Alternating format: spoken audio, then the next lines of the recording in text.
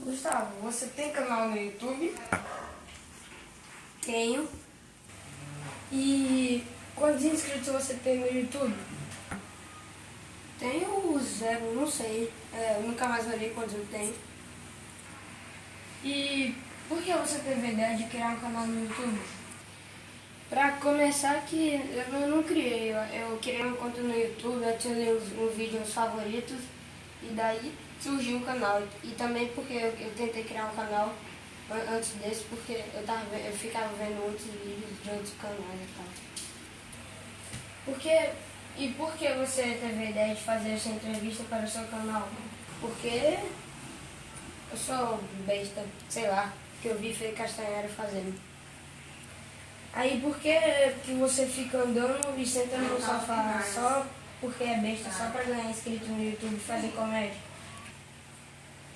Porque eu quero, posso não? Também porque eu não tô falando com ninguém, câmera, aponta pra lá. Agora pra mim. Agora pausa o vídeo e aponta pro sol. Pausa.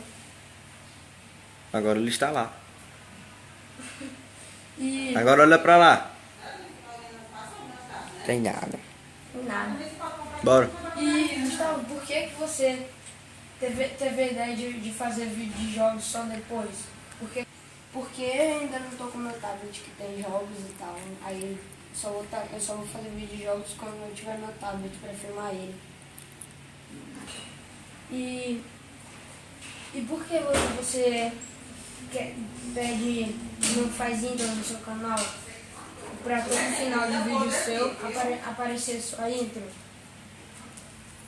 E é porque... Moto infeliz passou mesmo na hora, pô. Vai. Qual era a pergunta mesmo, senhor? Senhor, você, né? Porque a pergunta que fez foi você. Você só falou isso porque você se esqueceu de que você disse, entendeu? E... Você já almoçou? E é claro, né? Tipo... Eu que falei e me esqueci. Tem ninguém ali, câmera. Pronto, que horas são mesmo? Era 2h40. 12h40. Meu pai falou que 12h40 não era pra fazer vídeo não, ó. É mesmo, né? Peraí que parece essa merda aí. Essa merda.